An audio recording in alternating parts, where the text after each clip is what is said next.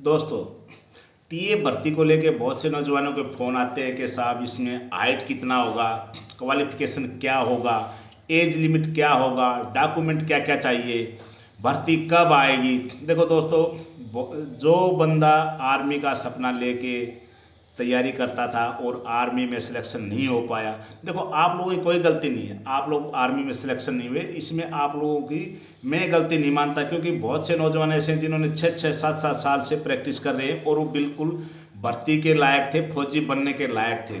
लेकिन पहले आ गया कोरोना, उसके बाद ये एज लिमिट में बहुत ज़्यादा फर्क कर दिया। तो दोस्तों, आपकी मेहनत के ऊपर कोई भी शक नहीं कर सकता, लेकिन आप अपना वो सपना अभी टीए के अंदर साकार कर सकते हो। तो आप लोगों को क्या क्या डॉक्यूमेंट चाहिए, मैं उसी के बारे में अभी बताने जा रहा हूँ। सबसे पहले आपको चाहिए 8वीं 10वीं और 12वीं का सर्टिफिकेट। ठीक है, किसी भी मान्यता प्राप्त स्कूल से आपके पास ये सर्टिफिकेट होना चाहिए, 8वीं क्लास का, 10वीं क्लास का और 12th का, जो भी है आपके पास। ठीक है, उसके बाद आपके पास कास्ट सर्टिफिकेट होगा, एक कंप्यूटर से उस पर नंबर और डलता है। ठीक है, एक नंबर डलता है कास्ट सर्टिफिकेट का, एक वो होना चाहिए। दूसरा, आप अगर हिंदू, मुस्लिम, सिख, ईसाई इस धर्म के अलावा किसी धर्म से हो, तो वो जो आपके धर्म का सर्टिफिकेट है उसमें भी आपकी कास्ट मेंशन होनी चाहिए।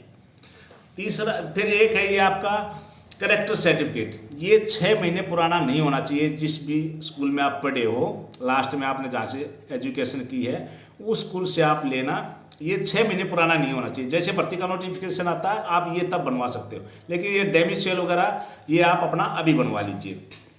फिर है आपके पास अगर एनसीसी का ABC कोई भी सर्टिफिकेट है तो वो आपके पास सर्टिफिकेट होना चाहिए। आप अगर कोई गेम प्लेयर हो, नेशनल हो, इंटरनेशनल हो, जो भी आप गेम खेले हो या स्टेट के हो, तो आपके पास वो सर्टिफिकेट होना भी जरूरी है। देखो, ओरिजिनल होना चाहिए यार। कुछ बंदे फ़ोन करते मैं वहाँ से गेम का सर्टिफिकेट बनाऊँ, उसकी कोई मान्यता नहीं रहेगी, आप उल्टे फंस जाओगे।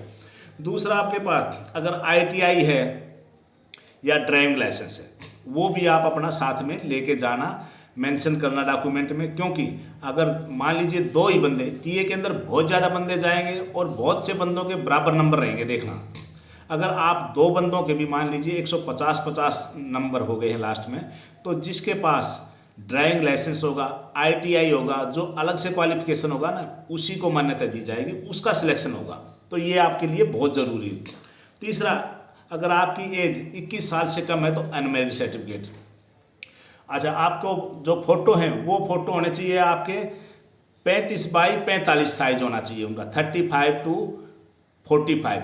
और आपके जो पीछे बैक है वो ज़्यादा डार्क नहीं होना चाहिए, लाइट कलर में होना चाहिए, ब्लू या थोड़ा रेड कलर में। वो ग्राफर को बता देना कि ये सरकारी डॉक्यूमेंट में लगेंगे। आपने जो शर्ट वगैरह पहनी होगी वो भी ज़्यादा डार्क नहीं होनी चाहिए, उस पर फूल वगैरह नहीं चाहिए, और सिर के ऊपर कोई कैप वगैरह नहीं होगा। दोस्तों, आपके पास अगर फौजी के लड़के हो तो स्पॉन्सर सर्टिफिकेट चाहिए, उसके भी आपको मार्क्स मिलेंगे एक्स्ट्रा। सिंगल अकाउंट नंबर चाहिए। ठीक है, आपके पास एक सिंगल अकाउंट भी होना चाहिए और फैमिली फ़ोटो होना चाहिए। जब आप भर्ती के अंदर जाओगे तो ये भी होना चाहिए। और आप कुछ एफिडेविट भी हैं, एक एफिडेविट बनवाना पड़ेगा, उसके अंदर आप लिख के दोगे कि मेरे पूरे डॉक्यूमेंट सही हैं, मेरे ऊपर कोई पुलिस कार्रवाई नहीं है, अगर कोई भी इसमें गलती पाई गई तो मैं सज़ा का हकदार हूँ, मुझे नौकरी से निकाल दिया जाए। ठीक है, एक एफिडेविट होगा फैमिली का, पूरे फैमिली का फ़ोटो लग के वो होगा।